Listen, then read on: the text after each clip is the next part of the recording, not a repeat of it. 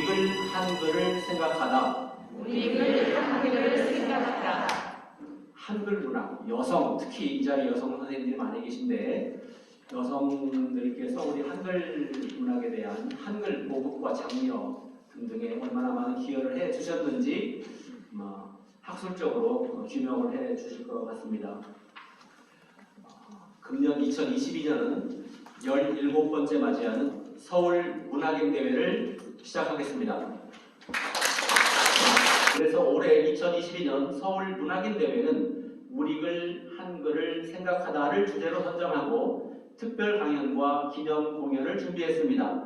특별 강연은 올해 1년 동안 우리 월간 소식지의 12회에 걸쳐 김소롱 박사의 한글 이야기를 연재하고 있는 세종국어문화원 김소롱 원장을 모시고 여성과 한글 문학에 대해 알아볼 것입니다. 그래도 제가 시를 좋아해가지고 외롭고 힘들 때마다 시를 한 편씩 외웠어요. 그래서 100여 편의 시를 외우고 낭송하는 걸 좋아합니다. 네, 오늘은 제가 이 한글 문학, 그중에서도 여성들의 역할, 거기에 따른 후미적 발달을 짚어보도록 하겠습니다.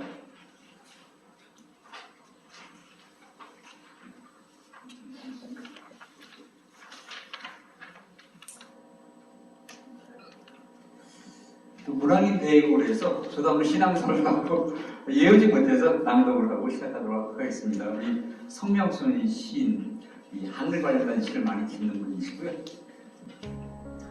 한글 여인이 지킨 보물 성명순. 곱고 빛나는 옥은 아무리 진흙 속에 불러도 그 빛을 잃지 않는 법. 오랜 멸시와 천대를 견디고 이 세상 가득 뚜렷한 글자로 자리매김한 한글. 소중히 간직하고 갈고 닦은 고운 마음들이 있었네. 대왕이 만드신 글자 가가 가게하고 겨워 써놓고 낮이면 물 깊고 밤새워 물레를 돌리던 아낙네.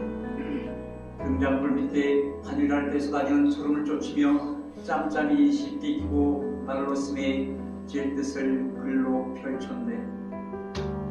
떡살과 시외도 그 글자 색이요 음식의 정성을 담고 실패와 고선물에도 적어놓어 내 식구 곱고 따뜻하게 입히고 신게 하였네. 동짓달 기나긴 밤의 적막함을 장기전 홍구의 열전으로 달래고 딸 자식에게는 한물로 적은 내문으로 아녀자의 도리를 가르쳤지. 굽이굽이 사연 많던 생애도 우리 글로 적고 한을 풀어내. 노류자가라고 약보지 마소. 사람의 가슴속에 품은 정내 한 가지 천리길 떠난 입게 맷보들 꺾어보낸 지난 노래 속에 담은 듯이 양반이 내 멸시하던 한글을 지키었네. 대왕이 만드신 큰 글자를 지킨 것은 흰 독보자락이나 휘날리고 한글을 쓰면 노랑캐라고 호기침이나 해대던 큰 나라 지성으로 속인 소리들이 아니라 이 나라의 일먹는 대왕이 만드신 큰 글자를 지킨 것은 흰 독보자락이나 휘날리고 한글을 쓰면 노랑캐라고 호기침이나 해대던 큰 나라 지성으로 속인 소리들이 아니라 이 나라의 일먹는 여인들이었네. 맞습니다. 제가 공부를 못하다 보니까 열심히 하다 보니까 박사를 3개를 받았는데요. 이 첫 번째 박사학위가 이제 조선시대 언론의 제도적 사용 연구라는 것이었습니다. 우연히 이제 조선왕조실록을 검색하다 보니까 한글 관련 기록이 1000여 편 나옵니다. 근데 제가 이 조선왕조실록 보기 전에는 이 지배층이 이 한글을 되게 멸시를 막 깔고 그런 줄 알았어요. 근데 막상 그 조선왕조실록에 있는 기록을 보니까 이 왕과 왕비, 대비 이런 왕실 여성들, 왕실 사람들은 결코 이 한글을 깔고 그렇지 않았더라고요. 연산문조차도 전면 탄압은 아니었고요. 한문책을 번역한 책은 기사하지 말아라. 그리고 또 한글하는 여성들 국가 공무원 채용을 해요. 뭐 그런 탄압한 과정에서도 그나마 그 정도의 그런 지키고 그럴 정도로 이 조선의 그 임금들이 한글 정책을 지속적으로 한다는 걸 알게 되고요. 요때 제가 발견한 것이 이 왕실 여성들이 아니었으면 이 한글이 살아나기 어려웠겠다. 그런 걸 이게 좀 발견했죠. 왜냐면 그 여성들이 차별받던 그 시대에 그래도 권력을 남성보다 더 권력을 가졌던 분들이 왕실 여성이잖아요. 그래서 왕실 여성들께서 이런 그 신하들, 그 사대부 남성들한테 편지를 보내든 공문을 보내든 반드시 예외 없이 한글만 보내거든요. 그럼 이제 그 여기저기나 이런 양말 사대부들은 또 예외 없이 한글로 답신을 보내요. 그러면서 이제 그 한글의 권력을 부여하게 되는 거죠. 뭐 그런 측면을 발견하면서 여성과 한글에 대해서 더 좀 연구를 해봐야겠다 그런 생각을 했었고요.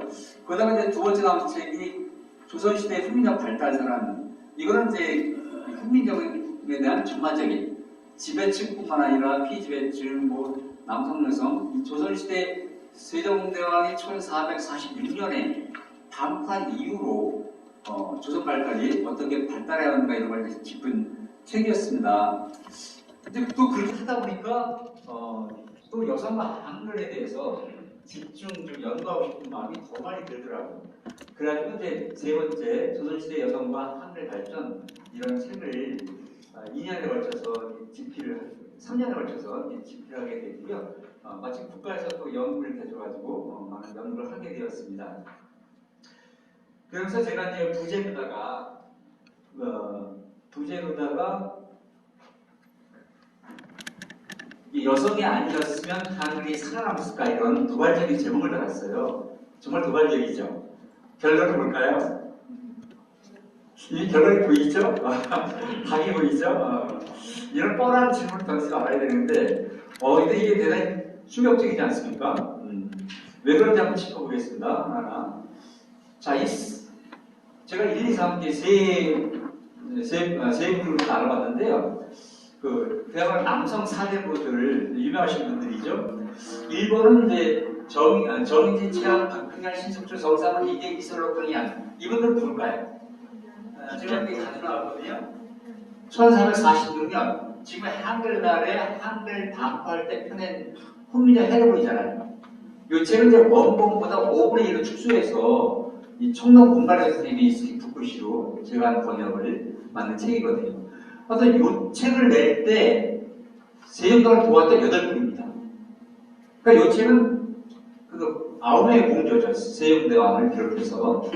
그 다음에 두 번째 최만리, 신덕주, 김문, 정창선, 하위지, 송처범, 조근. 이분들은 짐작하시다시피 이 책 나오기 전에 1443년에 참제가 마무리가 된 거예요. 단독으로 참제를 하신 거죠. 참제한 2달쯤 뒤에 이 한글 왜 참제했느냐. 백성들 반대하면 안 된다라는 이제 반대 상소를 7명이 올리게 됩니다.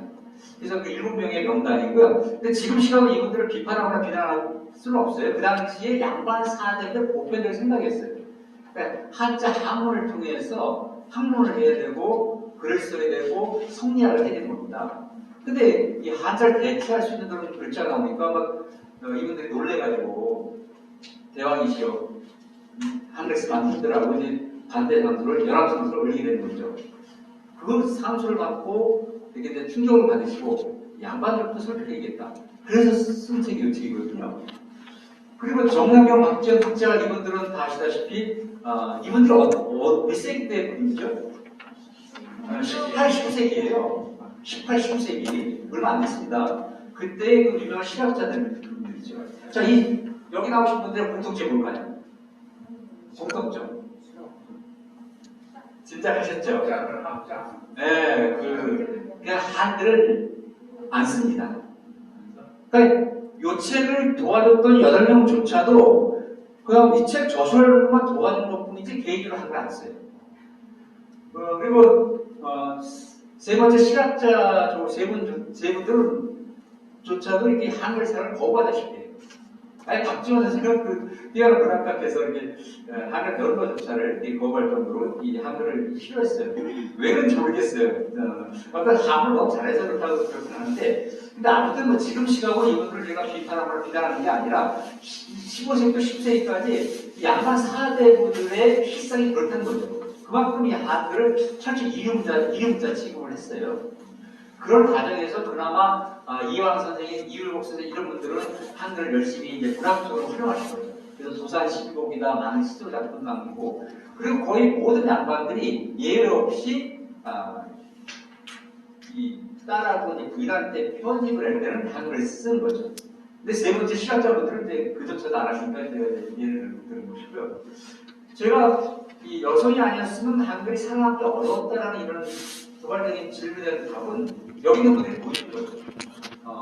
그 당시에 진짜 그 권력을 갖고 있었던 그 지배층, 양반 사회가 이렇게까지 한글을 싫어했다는 생각을 해보면 진짜 그 한글 주도자로 여기고 사용했던 그런 여성들이야말로 이 한글 발전에 한글 살아났는데 결정적인 역할을 했다는 것을 우리가 신뢰할 수 있는 것입니다.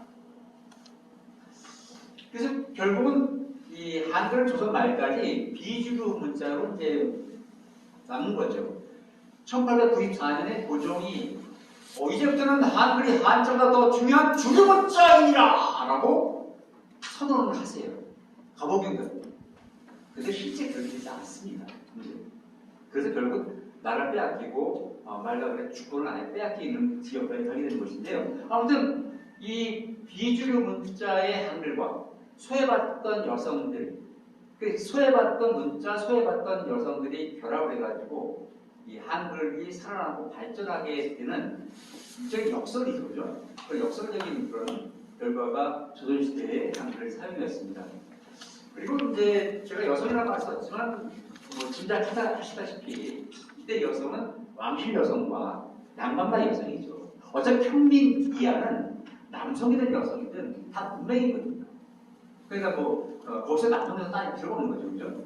그나마 양반가 여성들은 이제 그나마 좀 양반이기 때문에 상대적인 여유와 그런 게 있지 않습니까? 상대적인 힘도 있었고 평민이나 계층에 비해서. 그래서 이제 이런 양반가 여성과 왕실 여성들은 이 한글에 어떤 권력을 부여한 것이고요. 이 양반가 여성들은 이제 실용적, 내용적 한글 사용과 보급 발전에 결정적인 역할을 하게 되는 것이고요.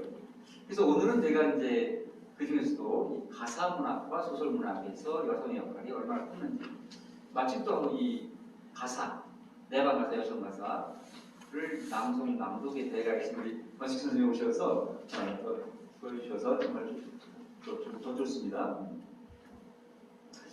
그리고 이 한글이 반포될 때부터 이 여성의 역할이 대단히 컸습니다. 여기 보시다시피 이 소원왕후께서 이 책이 나오기 6개월 전에 돌아가세요. 그래서 이 책이 나오고 나서 세운왕께서 제일 먼저 펴낸 책이 용묘청가와 석고상절 어린 청강기록이잖아요. 용묘청가는 당연히 그 성리학 이념도 담고 있기 때문에 이해가 되지만 이 석고상절과 어린 청강기록이라는 한글 불정책이 한글 보급 발전에 결정 역할을 해요. 근데 지금 생각해보면 이상하지 않습니까? 성리학의 나라에서 어떻게 그렇게 배척하던 불경 언어책을 표현할 수 있습니까? 이건 있을 수 없는 일이죠. 아무리 진짜 막 그냥 세조 같은 권력을 휘두르는 그런 임금이 있다 하더라도 이건 절대 있을 수 없는 일입니다. 근데 이게 가능하게 된 것은 누구 때문일까요? 바로 소원왕의 그런 죽음이 있었던 것이죠. 그래서 양말 사자들이 반대하니까 제조께서는 어떻게 돌파하십니까? 대감들이시여, 당신들이 이걸 반대하는 걸 이해는 하지만 나를 생각해보시오. 사람은 마음과 좀 운명하지 않았어. 내 슬픈 마음을 달래려고 하는 것뿐이니까 제발 이해를 해주시라고 이제 그래서 설득을 하게 된 거죠. 그래서 이제 그래서 그 당시에 백성들의 종교였고 우리의 문화였던 불교를 통해서 이제 퍼져나가는데 소원왕의 죽음이 역설적으로 이렇게 도움을 주게 된 거죠. 그리고 요게 이제 아까 명성 대비 누군지 아시죠? 그래서 숙정 어머니시죠. 그래서 그 송시열 대감한테 이 전유라는 게 일종의 이 멀리 떨어져 있는 신하들한테 보내는 이 사적으로 편지고요, 그죠? 근데 왕실 여성이 이렇게 공문이 됐죠.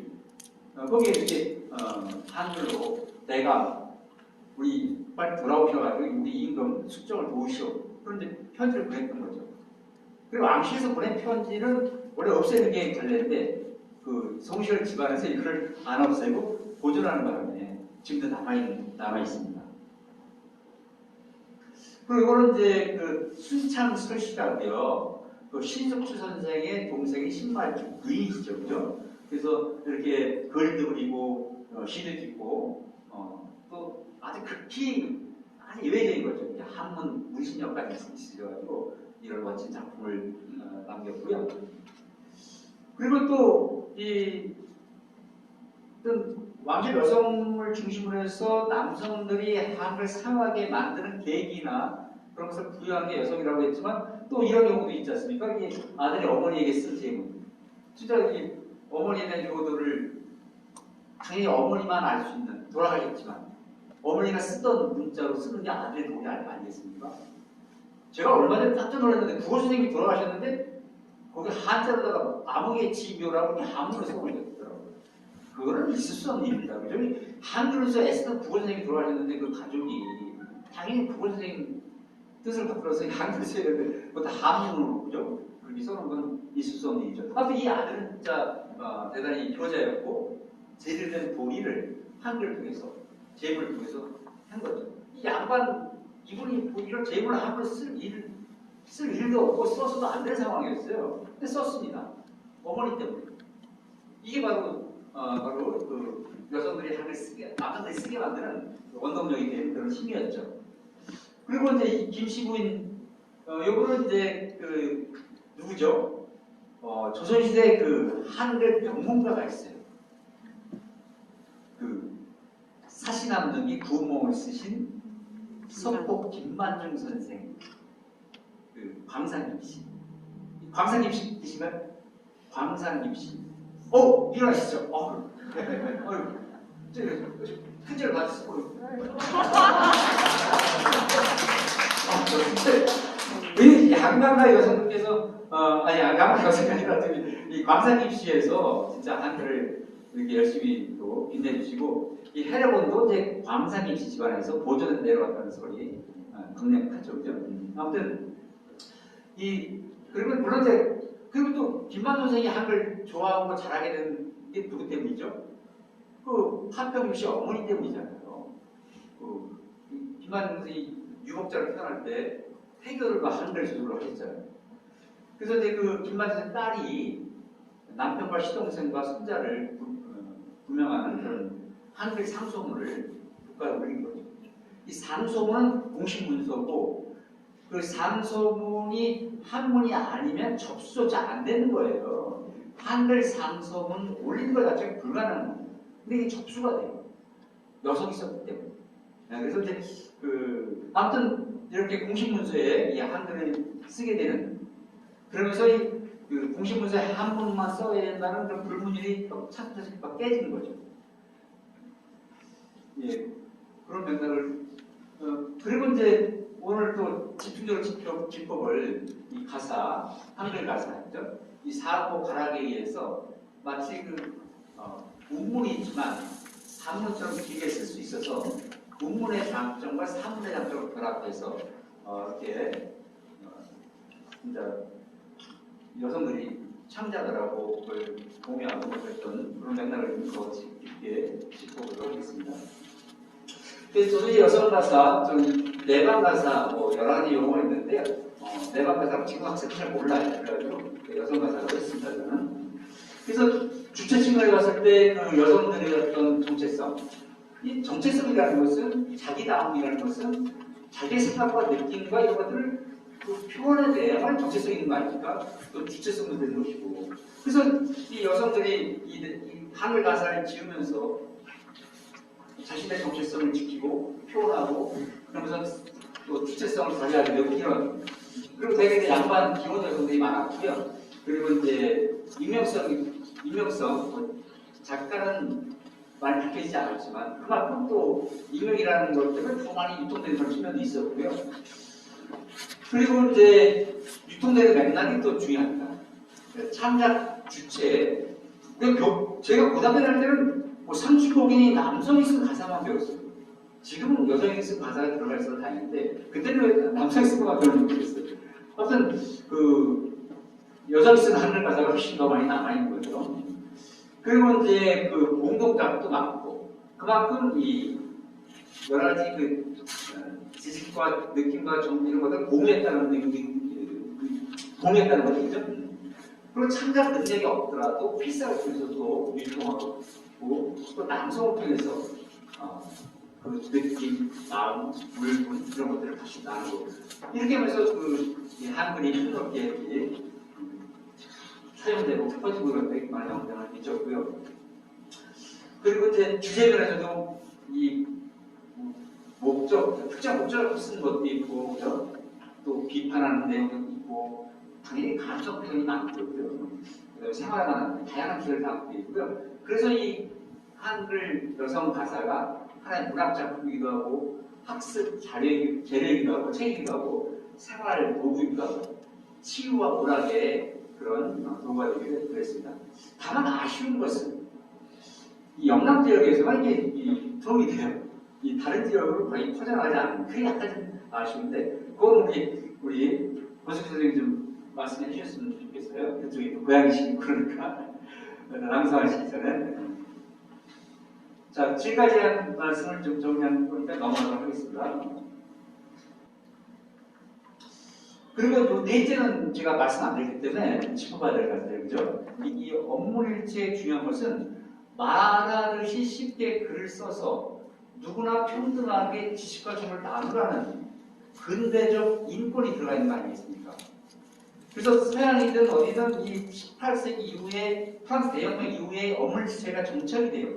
근데 우리나라는 놀랍게도 15세기에 업무일체가 금방 대를 글자 만들어 놓죠.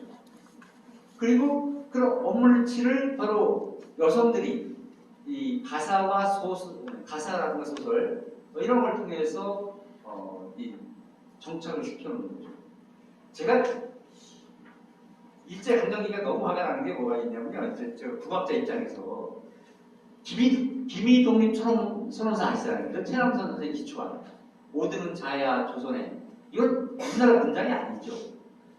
이미 19세기 때 지금 우리가 쓰고자 하는 거에 근접한 어물치의 문장을 이 여성들이 완성을 해놓은 거예요.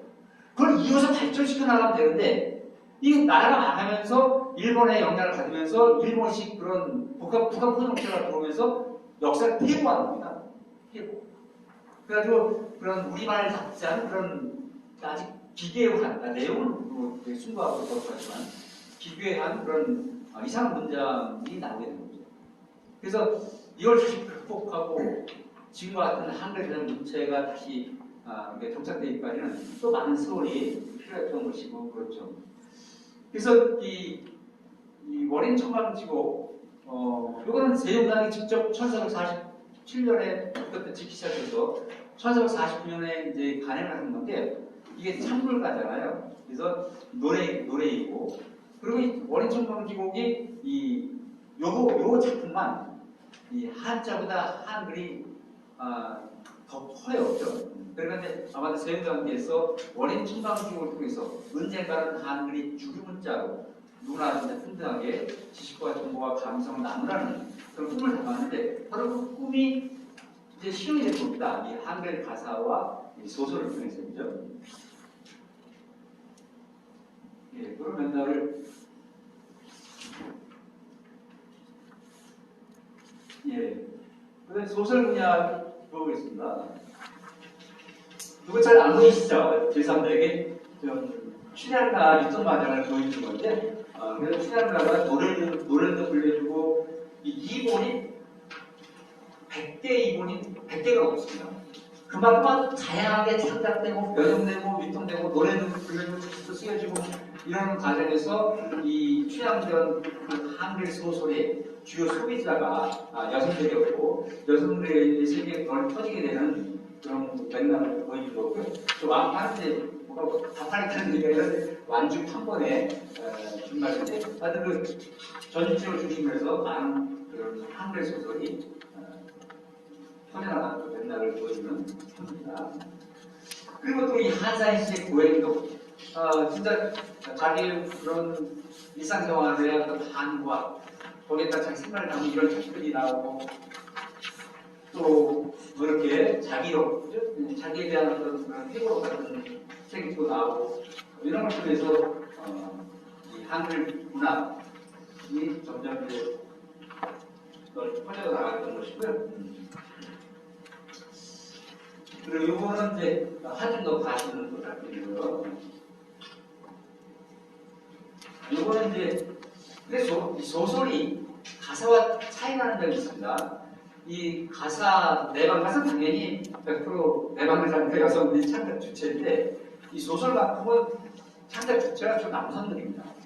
그래서 이 권력으로부터 수혜받았던 그런 남성들이 그러면서 창작 능력이 있었던 그런 남성 사대부들이 소설을 많이 창작을 하죠. 다만 그것을 유통하고 소개하는 건 대부분 여성이 있고요.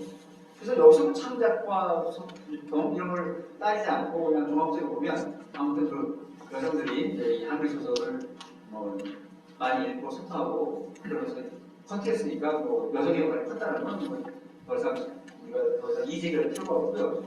근데 이제 여성들이 직접 창작한 소설이 적은데 이 왕을 해내면 달달하게 잔치가 벌어지는 장편 소설 이거는 이제 여성이 직접 창작했다는 그 설이 정리합니다.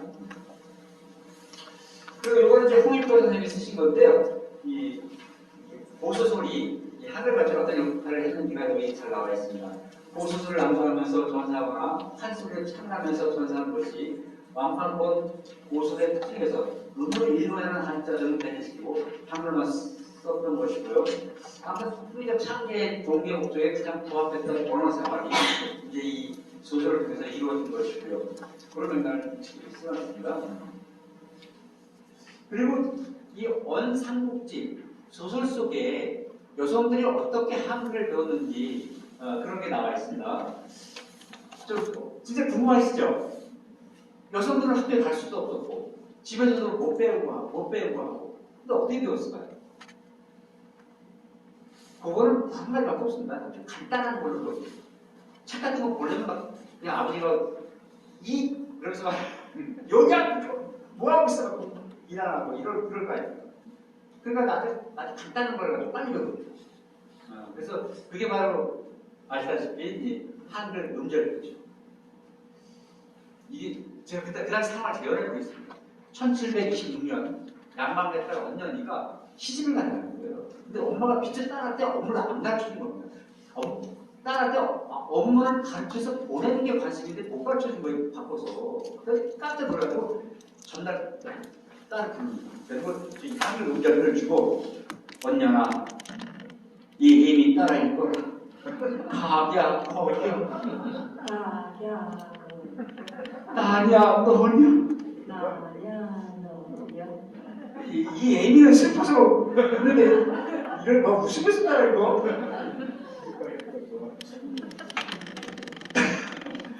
이래가지고 시집 보낸 겁니다. 근데 시집 가서 다 아시잖아요. 시집사가 얼마나 힘들었습니까? 몇 번이나 양념을 하고 말이에요. 거리가 그때 이 업문표 이 하늘 음대표가 생각이 나는 거죠. 그거 보고 이제 편지 쓴 거죠. 어머니 전상서 소녀 무탈하오니 이렇게 그냥 어문 편지를 통해서 그 서로 시집살이를 이겨내는 겁니다.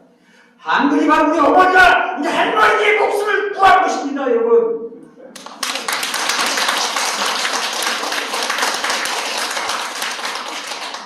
예, 그래서 이 가계와 공교, 고교, 부교, 극이 이 아래가 맨 밑에 있어가지고 아래라는 말이 생겼는데 이때는 아래가 이 음가 흔들리다 보니까 맨 밑에 돌린 거예요. 원래 맨 앞에 있어요.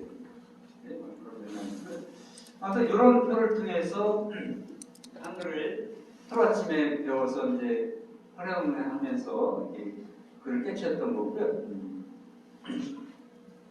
예, 요 끝은 이렇게 넘어가도록 하겠습니다. 그리고 이제 또 이렇게 궁녀와 별감 슬픈 사랑 이야기, 이게 실록에 나와 있는 이야기입니다. 그래서 궁녀가 한글을 깨쳐가지고 별감과 사랑 편지를 주고받는 당연히 크게 처벌을 받았겠죠, 그죠? 공연을 사랑하면 안 되니까요. 다른 남자랑.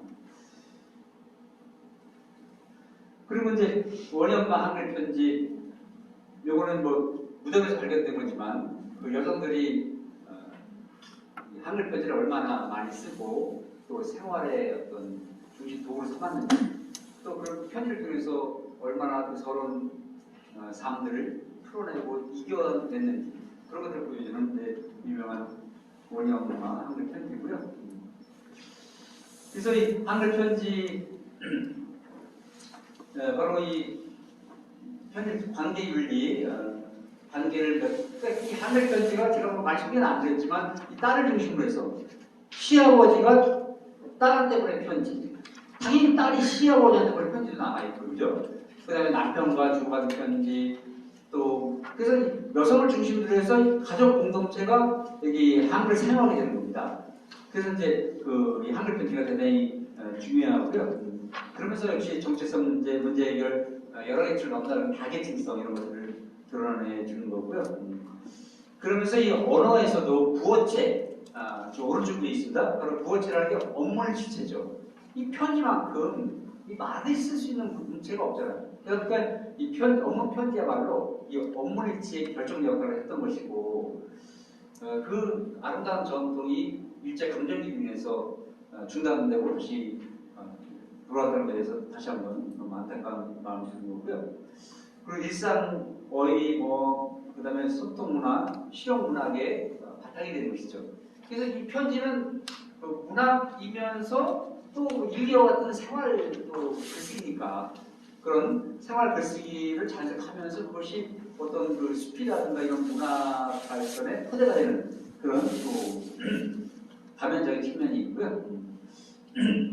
사회 역사적 측면에서도 이렇게 일상의 이시사, 자잘한 그런 것들이 담기면서 이 한글의 실용적 가치가 높아지는 거죠. 또 여성성, 사실적, 사회 측면으로 다 편집해서 드러나 있고요. 또 효과 역량 측면에서는 이제 업무이 한글이 주류 문자로 발전하는데 결정적인 역할을 하는 것이 또 한글 편지이기도 하고요. 또 비주류 계층의 정체성을 더해주는 그건 아까 말씀드렸을 때 넘어가도록 하겠습니다.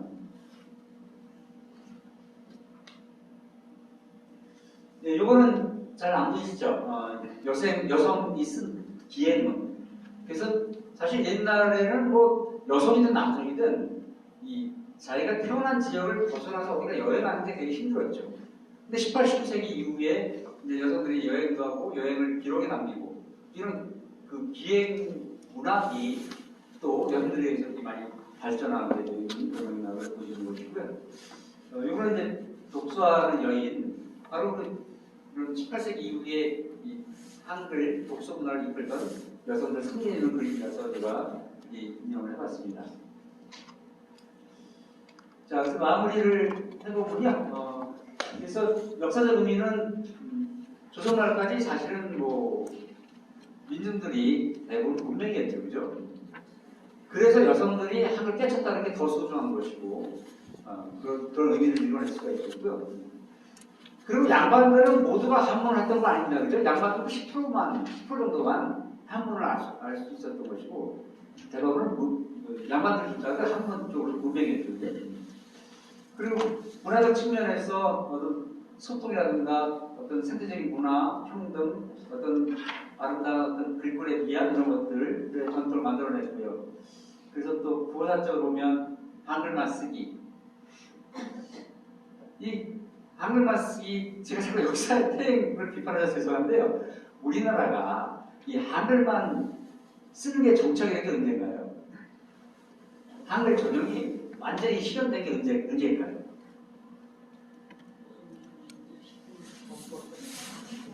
예? 지금 하고 70년대 이후요?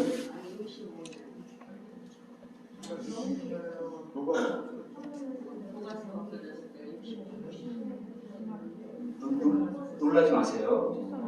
2005년도에 국어기본법이 만들어지면서 그냥 강제로 공문서에서 한글 전형을 하게 했어요. 다시 말씀드리면 2004년도까지는 이 공문서에 한글 쓰임 문제가 꽤 많았습니다. 2005년도에 한글 전형이 지금 안 됐어요. 저는 이런 거 보면 너무 답답해요. 여기서 제가 뭐 한글 전형, 북한 혼영 그런 거 논쟁을 자꾸 그런 걸 하자는 건 아니고요. 누구나 지식과 정말 나누라는 이 한글을 그죠? 그리고 전 세계 어학들이 가장 과학적이라고 하고 가장 뛰어난 문자라고 하는 그런 한글을 가지고 그 실용성을 극대화시키는 게 한글 전형인데 이걸 이렇게 이루기가 힘들었나 싶기도 하고요. 우리 18, 19세기 때 그 실학자들 한글 사용 거부했다는 거를 비판할 수가 없어요. 왜냐면요, 지금도 집에서 제사 지낼 때 집안을 뭘로 쓰시나요? 한문으로 써요, 한문. 그러니까 일반 한자도 안 해요, 중국식 문장이. 거기다가 그 벼슬 못한 조상들을 약간 좀 부끄럽게 여기는 학생 부분 시위 이런 이 학생이란 말이 우리 조상 벼슬 못했다는 걸 되게 부끄러운 마음에서 쓴 거 아닙니까? 그것도 한문으로. 어떻게 21세기에 조상의 은결을 기리는 그런 정말 그런 뜻깊은 그런 제례에다가 조상도 모르고 나도 모르고 손자도 모르고 아들도 모르는 그런 문자를 써오면서 제사를 줍니다. 이건 있을 수 없는 일입니다. 빨리 바꿔야 됩니다. 그죠? 그래서 이제 그런 문화가 남아있다는 걸 생각하니까 여성들에서 그렇게 막 발전해 내려왔던 그 맥이 왜 이렇게 빨리 더 많이 퍼지고 종착되는데 시간이 걸렸을까? 그런 아쉬움 때문에 자꾸 그걸 제가 비판하게 되는 겁니다. 물론 이제 북한은 1947년 이후로 이렇게 한글 전형을 단행을 하게 되죠. 그거는 이제 주시영 선생의 수혜자가 둘 있는데요. 김두봉 체험에서 남한 쪽에서 한글 전형을 앞장서게 되고 김두봉이라는 첫 번째 제자가 이제 북한의 부수상경 김일성대학 총장이 되고 그래서 한글 전형이 빨리 된 그런 측면이 있죠. 다만 한글 전형이 빨리 된 건 좋은데 그런데 정치적으로 좀 악영한 측면이 있어서 좀 아쉬운 점이 있는 거고요. 아무튼 이 여성들의 이 한글 문화 그걸 우리가 정말 자연스럽게 이해했더라면 우리 역사가 아마 일제 강점기를 안 당했을지도 모릅니다. 왜냐면 우리가 일제 강점기 왜 당한 거죠? 막아내 못했던 거잖아요.